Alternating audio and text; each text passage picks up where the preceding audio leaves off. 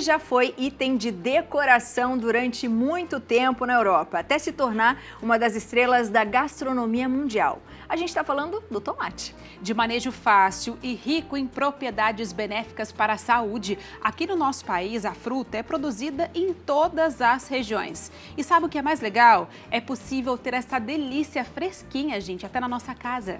O cultivo em vasos é uma possibilidade, desde que o recipiente e as condições de cultivo sejam adequados.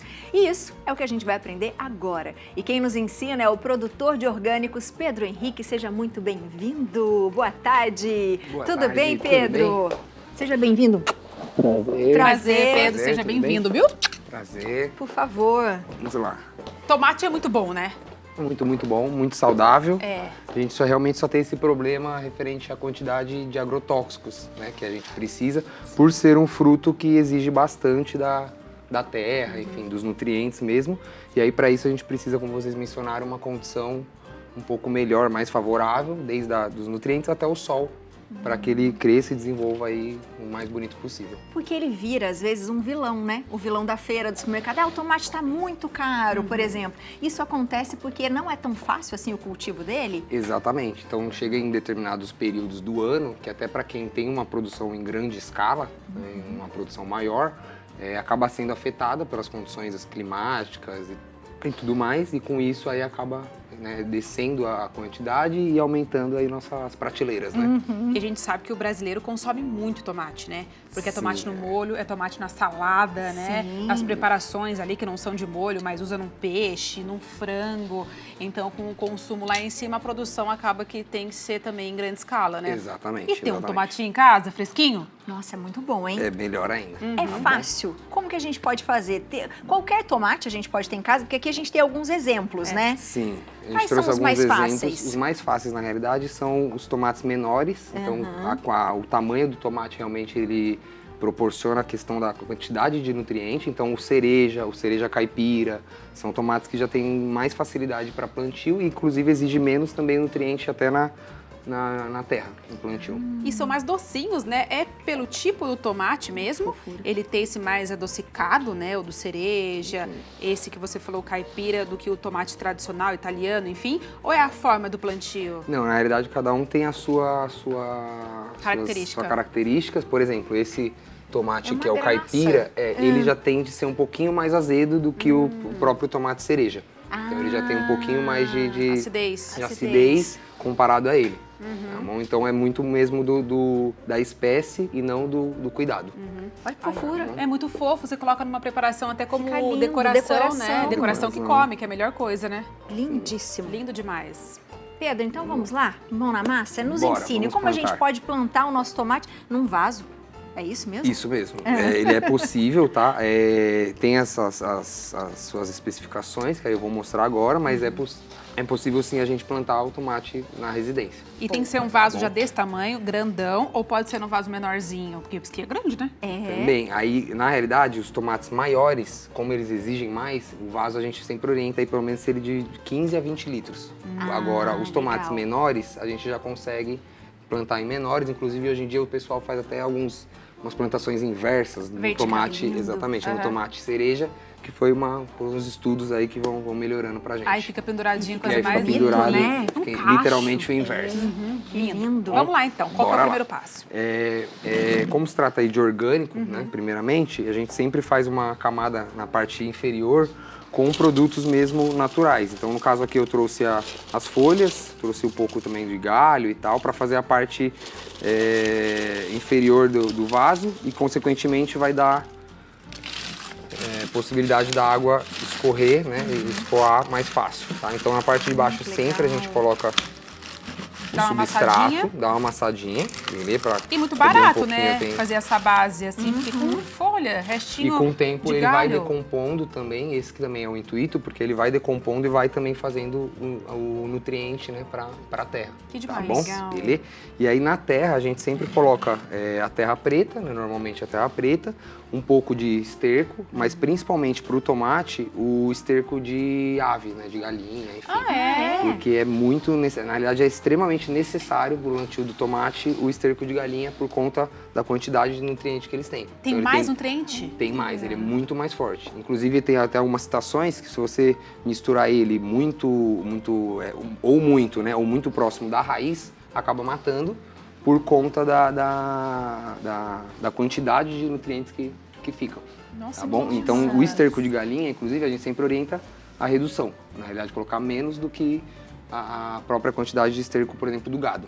E encontra fácil também em loja de garden, assim ou não? Encontra, tá? Mas hoje em dia, como até a quantidade ela é menor, então você normalmente compra saquinhos de 1 quilo, 2 quilos. Então por isso que até em grande escala o plantio do tomate orgânico ele acaba sendo muito difícil por conta da quantidade, por exemplo, de esterco que necessitaria de ave. E é mais caro? E ele é um pouco mais caro, é mais difícil de achar, enfim, tem todo um por trás ali que é mais complicado É mesmo. mais complicado. Olha, então quem Nossa, tem que galinha, né? interessante Criação isso. de galinha já pode ficar rico, só vendendo Já o cocôzinho só- da galinha. Exatamente. Que É, demais. entendeu? E aquilo, eu trouxe na realidade realmente o esterco, né, o direto da galinha. Nos mercados você vai achar ele já diluído, às vezes com um pouco de areia, algo do tipo, mas eu já trouxe ele direto mesmo. Então ele é um pouco mais forte, por isso que eu vou até reduzir a colocação Tá aqui bom. nesse vaso. Que Beleza? legal.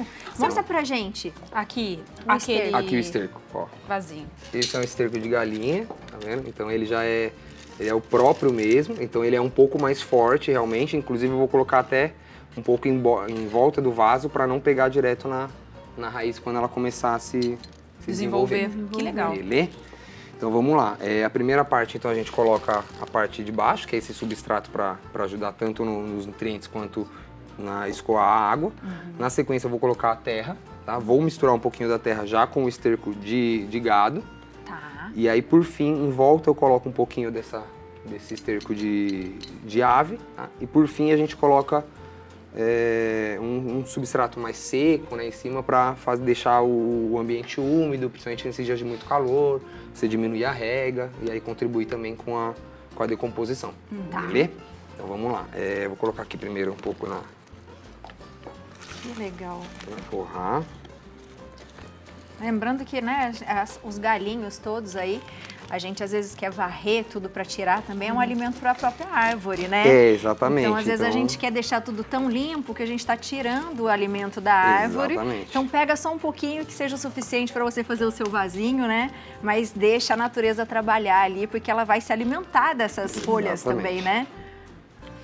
Então, aí após colocar esse daqui, a terra preta, a gente acrescenta um pouco de esterco, que aí é o esterco do gado mesmo. E é aquilo, sempre ele de forma seca, tá vendo? Mais seco tá. mesmo, porque é o que contribui tanto na diluição, quanto nessa possibilidade de não matar a raiz, o fruto, tá bom? Normalmente, eles sempre mencionam a quantidade de 40% de esterco. Só que aí entra essa questão que a gente menciona. A quantidade para plantio orgânico e em grande escala seria praticamente inviável pela quantidade de esterco que a gente tem, o trabalho que você tem em manusear e tudo mais, tá? Aí mistura sempre um pouquinho, tá? Não precisa ser bastante. E aí o esterco de galinha, que é o mais forte, a gente sempre joga nas laterais. Tá? O ideal do esterco de galinha também, se você vai fazer o plantio, né, na sua residência e tudo mais, você pode deixar ele decompor um pouquinho também, 1 semana, 2 semanas antes. Tá? Não precisa ser necessariamente fazer no mesmo dia a inclusão do esterco, tá bom? Tá. Então você poderia, por exemplo, ter feito esse vaso semana passada e fazer o plantio hoje. Seria tá. melhor, Legal. tá bom? Que meio que vai se apropriando Que um vai se outro dali, apropriando, né? exatamente, tá bom? Como ele é forte, então é isso. E a gente tem aquela coisa de ir para a escola, de fazer experiência de ciências, essas coisas, de pegar o tomatinho que a gente come em casa e plantar a sementinha. É assim ou não? Isso também dá? Também conta também, inclusive foi uma pergunta bem importante, porque a semente que você produz ali, ela acaba sendo mais forte do que, por exemplo, essas que a gente já adquire. Então ela acaba, principalmente pelo fato dela não ter essa recolocação de lugar. Então você plantando e deixando ela já no mesmo lugar, você só parte ali do princípio em ajeitar a terra em volta. Que legal. Melhor do que fazer, por exemplo, o replantar mudinha, né? com a mudinha, tá bom? Mas claro, se tiver o nutriente ideal no vaso ou no canteiro, também com a mudinha Vai é dar possível super certo. normalmente, tá bom? Aí aqui a gente faz uma covinha que a gente menciona. A gente sempre também menciona a questão da altura para manter a altura do que já vem a mudinha na realidade. Então você nunca deixar abaixo ou nunca deixar acima para também não ter nenhum sufocamento, nada do tipo. Pra ela respirar. Isso, exatamente, para ela dar uma... Quanto tempo demora, porque a gente é acelerado, quanto tempo demora pra gente colher os nossos primeiros Os tomatinhos? primeiros tomates. Então, o tomate cereja, ele também, por exigir menos e tudo mais, ele é um pouquinho mais acelerado do que o tomate maior, tá bom? Mas normalmente de 90 a 120 dias. Então, Ah, é rápido. normalmente rápido. de 3 a 4 meses, aí você já consegue começar a colher eles. E como que Tá funciona a rega? Aí a rega, vamos lá. O tomate, ele tem alguns, ele além de ser difícil o plantio e a questão do agrotóxico, né, por isso que a gente acaba acrescentando, ele tem muitos pontos negativos e difíceis de ser tratado. Então, por exemplo, a rega, você já não pode molhar as folhas. Isso gera uma possibilidade maior de criar fungos e, consequentemente, você ter que utilizar outros meios para tratar. Então, a rega, a gente sempre orienta a fazer a rega na parte da terra mesmo. Nunca molhar as folhas, nunca molhar o caule na parte né, principal. Principalmente se você principalmente se for a rega do período da tarde, que aí ela manteria a madrugada molhada. E aí que vem o grande problema. A parte da manhã, como tem muito sol à tarde, normalmente seca. Mas a rega da tarde para madrugada, essa é a principal que tem que tomar muita atenção, tá bom? E quantas vezes que a gente pode colocar água? Uma vez por semana? Normalmente a gente coloca uma, 2 vezes no dia, dependendo do... Uau! Dependendo do Então é período. bastante água? Bastante água, né? Tá bom? Principalmente nesses períodos de calor e tudo mais. Como é um fruto que precisa também de 6 horas, pelo menos, por dia de sol, então tende a secar ali e tudo mais. Por isso que, inclusive, até esqueci de colocar, a gente coloca um galho, né? Uma folha seca, enfim, algum Que legal. substrato Então, sempre que para manter a umidade. Se tiver muita chuva, tira ele. Exatamente. Né? Então, por exemplo, o plantio dele já não é muito orientado plantar em época de chuva. Justamente por isso. Então, normalmente, quando cessa a chuva, o pessoal faz o plantio de tomate. E aí, na sequência, óbvio que a chuva contribui com o crescimento. Mas, inicialmente, no primeiro plantio, normalmente para a chuva. Ao contrário de outras frutas, né? Que aí, quando começa a chuva, é o ela melhor gosta. lugar, às vezes, para plantar. Melhor momento, né?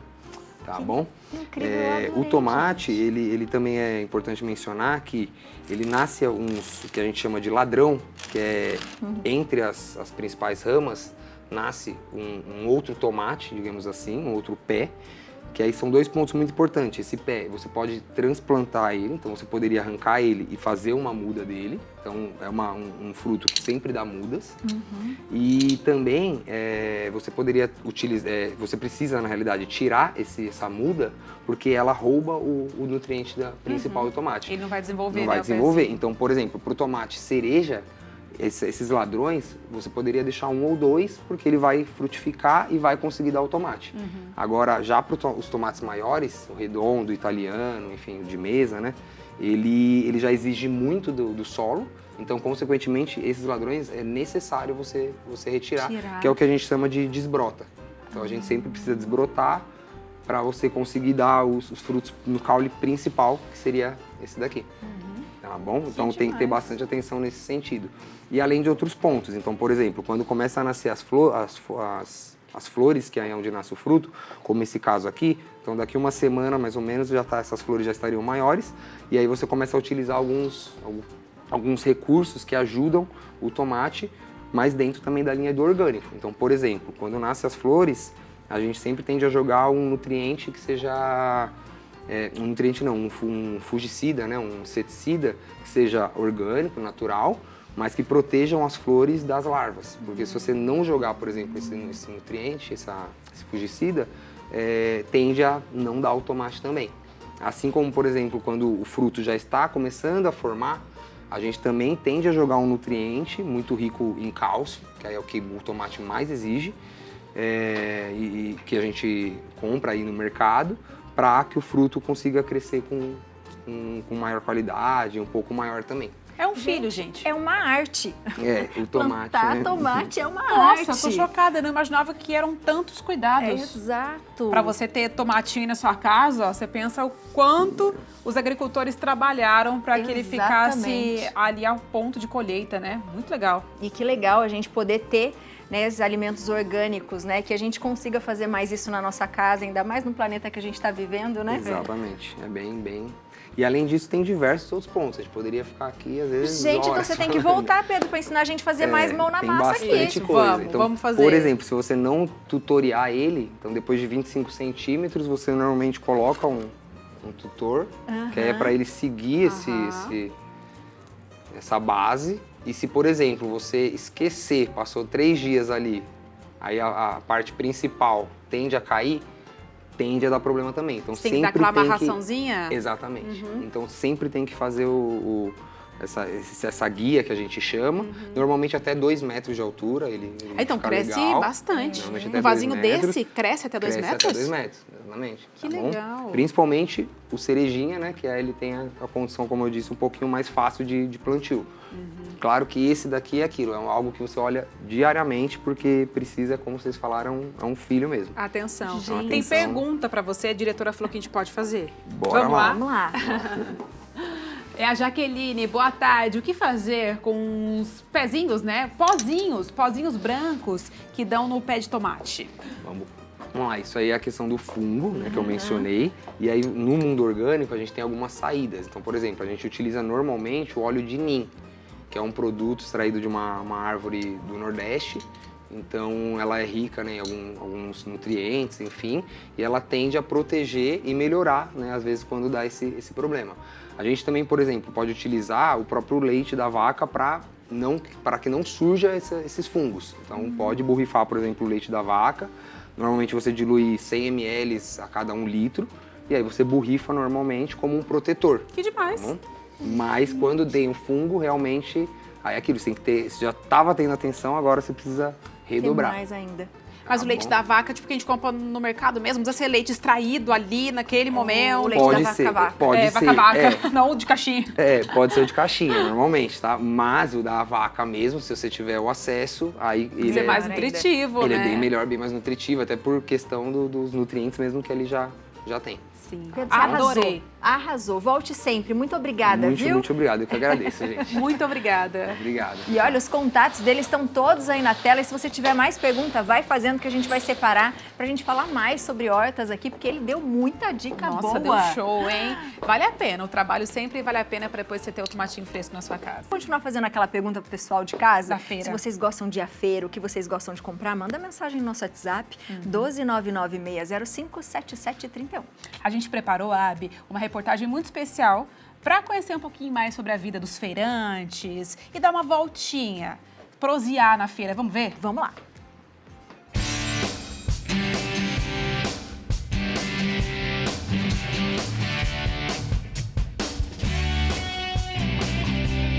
Dia 25 de agosto é celebrado o Dia do Feirante. Um pessoal que acorda cedo, monta suas barracas e leva o melhor para a mesa de inúmeros brasileiros. Mas para conhecer de perto essa rotina, eu vim até uma feira aqui em Guaratinguetá. Então vem comigo para acompanhar tudo o que acontece nos bastidores.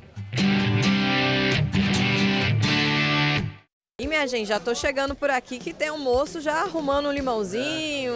Tudo bem com você, meu amigo? Tudo jóia, graças a Deus. Bom dia, tudo bom? Tudo bem. Me conta uma coisa. O que você produz aqui dessa barraca que tá tão bonita? Meu aqui é brócolis ninja, brócolis comum, couve-flor, alface, várias variedades, que é lisa, crespa, chicória, mimosa, roxa. Aí depois tem a beterraba, a selga, cheiro verde, que é a cebolinha, salsa, coentro, rúcula. Aí nós saímos de lá 1h da manhã, chega aqui em Guará 3 horas, e nós monta a barraca. Aí 1h nós saímos aqui para ir embora de novo. Faz um barulho, né? Grita um pouco, ver se vende. A alface aqui hoje é R$3, leva 2, paga 5, 2 é 5. Aqui hoje é barato, é moleza, dona Maria. Pode chegar e escolher. É assim que eu faço.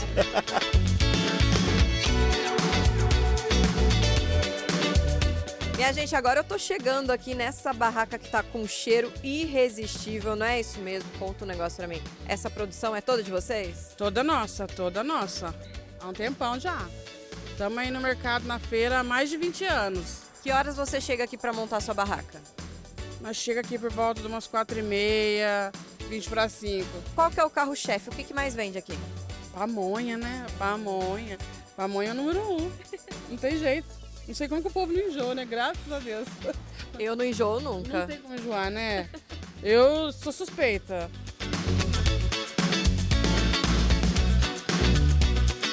Me conta uma coisa, essa barraca sua tá super bonita aqui. O que você tem de produtos?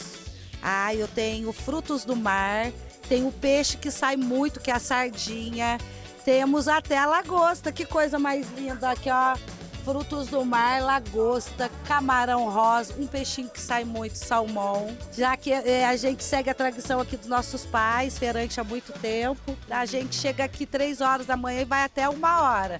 E a gente deixa bem bonito para receber todo mundo a partir das 5 da manhã. Uns 25 anos que eu ponho a mão na massa mesmo, mas eu já dormia na caixa de peixe. A mãe forrava aqui com travesseiro e punha eu aqui pertinho dela. Agora a mãe já tem 50 anos já de feira.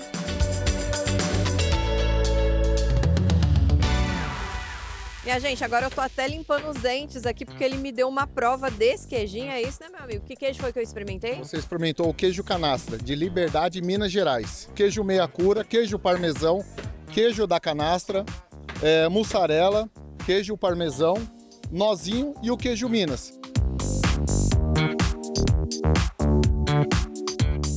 Seu Benedito, conta um negócio pra gente. Há quanto tempo o senhor tá aqui na Feira Livre? Já faz 30 anos que estou aqui. O que o senhor tem aqui? O que o senhor comercializa? O que o senhor planta lá? Eu tenho begônia, eu trago couve, espinafre.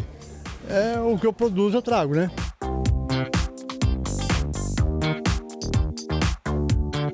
Minha gente, feira boa é feira com pastelzinho, mas o que não pode faltar é o caldo de cana, né? E aí, meu amigo, tem um caldo de cana pra me oferecer? Sim, tem um bem geladinho, com limão.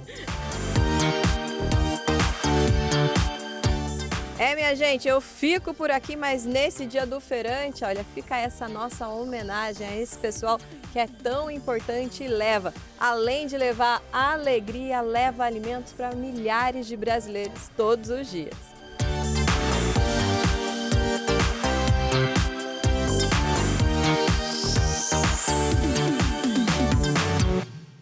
Ai, que delícia. Um beijo pra você, Elô. Sabe o que é isso aqui? O copo de... É o copo.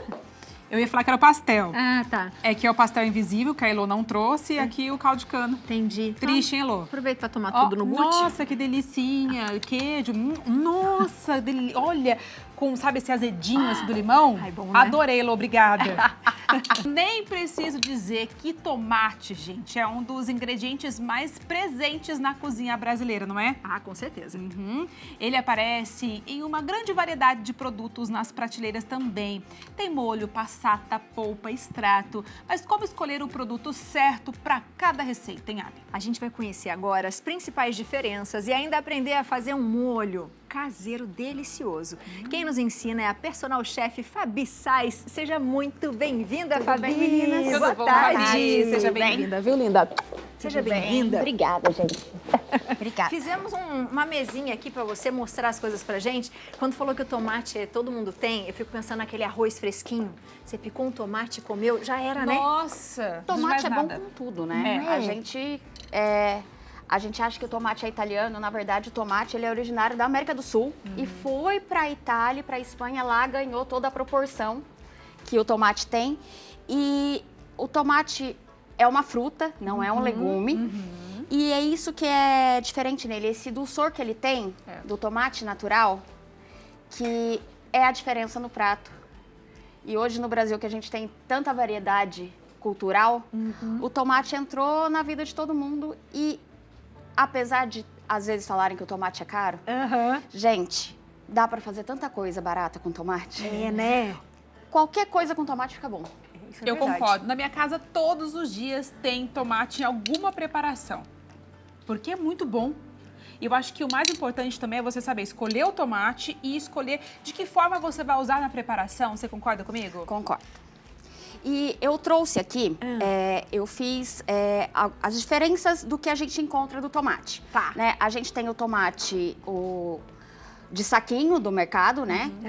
A gente tem as passatas, que recentemente não era uma coisa tão comum. Antigamente a gente tinha aquele conhecido da caixinha vermelha, que era o extrato ou o saquinho. Só.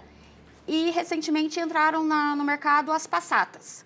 A diferença básica entre o molho de tomate do saquinho para a passata e para o extrato, eu trouxe os exemplos aqui para vocês. Legal. Eu fiz a minha receita de tomate em casa. Maravilhosa, tá cheirosíssima. E o exemplo que eu trouxe aqui para vocês é a consistência. Esse aqui é só o tomate assado e temperado com alho, cebola. A minha receita vai uma cenoura e salsão. Que legal, a cenoura delícia. também.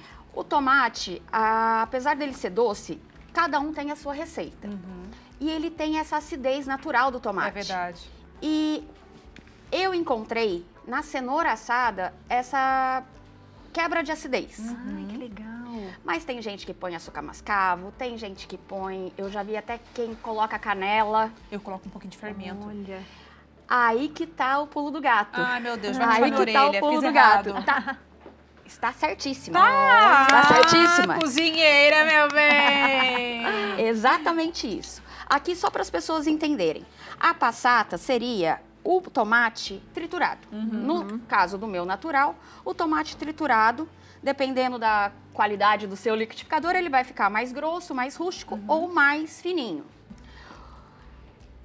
Aqui é só o extrato do tomate. Por ser o meu natural, não tem nenhum aditivo, é só aquela polpinha do tomate mesmo, que vai virar o extrato, aquele da caixinha, quando a gente leva para o fogo e ele vai secando a água do tomate e ele fica concentrado.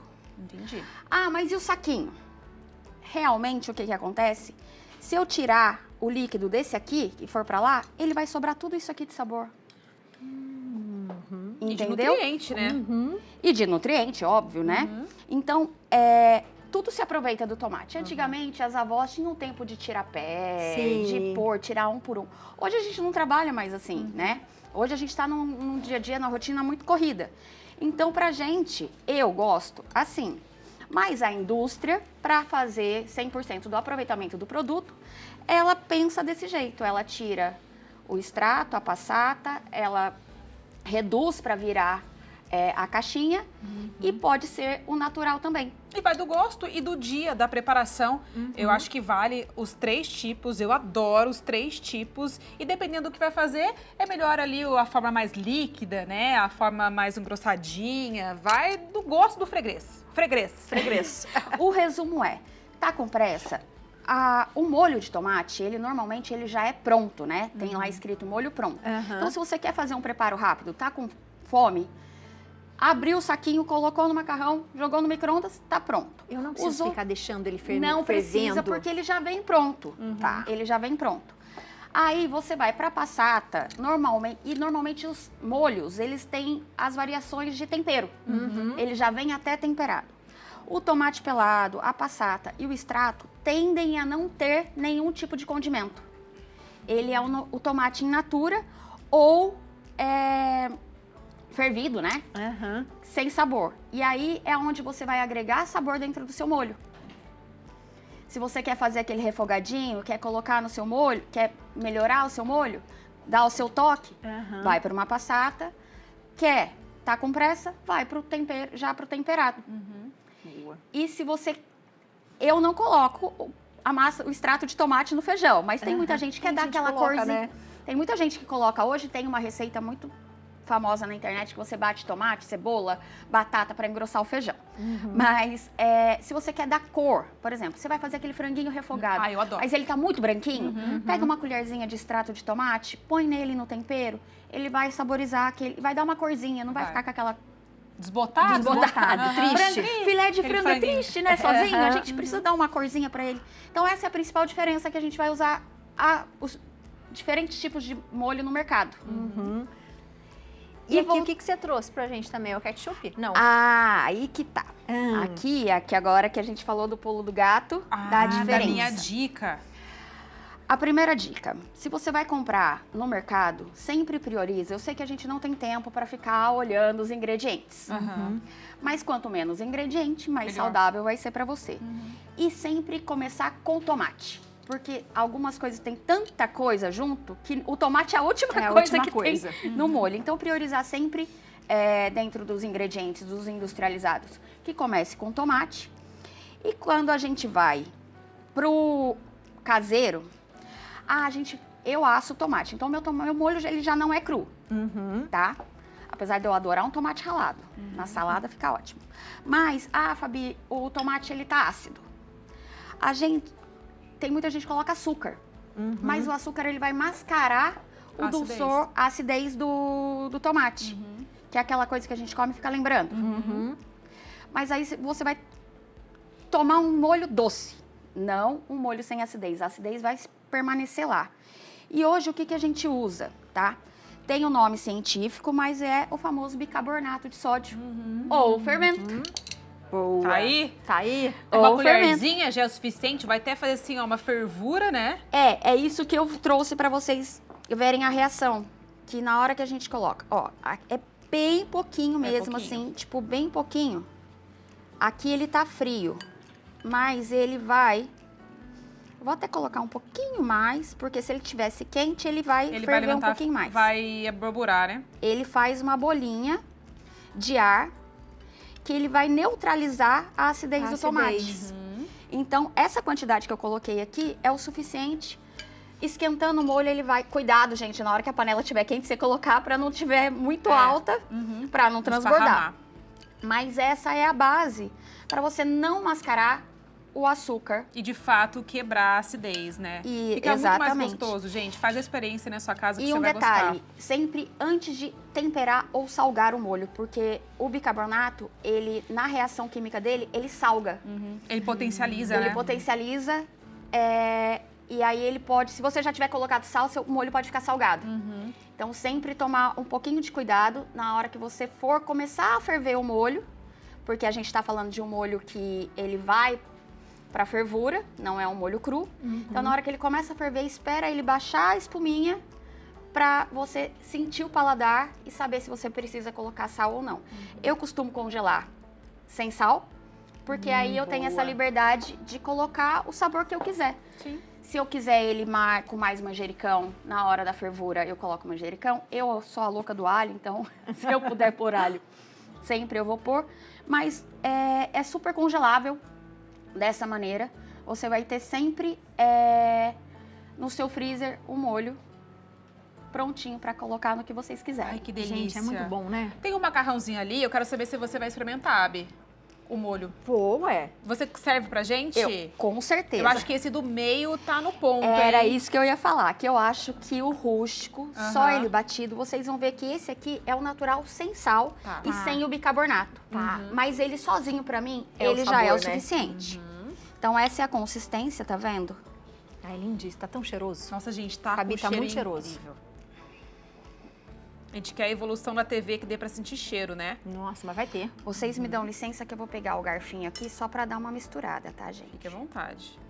E olha, o meu marido, eu gosto de fazer assim, bonitinho, de colocar em cima. Ele já gosta que misture o macarrão já com o molho na panela, porque ele fala que fica mais encorpado o macarrão. Tem todas as dicas, dependendo do tipo do macarrão, se o molho gruda, se o molho não gruda, se você põe óleo, se você não põe óleo. Mas eu acho que aqui, pra vocês sentirem o sabor, precisa ter um pouquinho de molho no macarrão. Vou deixar. A Abi vai fazer às vezes com a experimentação. E a Abi, hoje eu tô boazinha, hein? Tá boazinha. Hoje eu tô Aqui, ó, boazinha. meninas. A comilona. Não Hoje vai. eu vou dar uma Eu trégua na comida. Ai, gente, que delícia. Eu já adoro um macarrão. Com o Molhinho molhinho caseiro tá tão ainda. cheiroso, Fabi. Tá muito cheiroso. Esse eu já fiz com um pouquinho de manjericão, porque já pra trazer esse cheirinho mesmo. Com roupa branca, já caindo no queixo. Nossa, que delícia. Bom? Que delícia. Muito gostoso. E ele fica leve, né? Ele é bem leve. Gente, eu amei. Parece Fabi, você mesmo. arrasou. É muito leve. Volte mais vezes para ensinar várias outras dicas Com pra certeza. gente. Obrigada. Obrigada, meninas. Seja sempre bem-vinda. Obrigada, querida. Tudo de bom? Para você, os contatos da Fabi estão aparecendo aí na sua tela. Se tiver dúvidas, pode falar com ela, né, Abi? Ai, que delícia. Ó, que cheiroso. Perfumada. Levíssimo, levíssimo, levíssimo.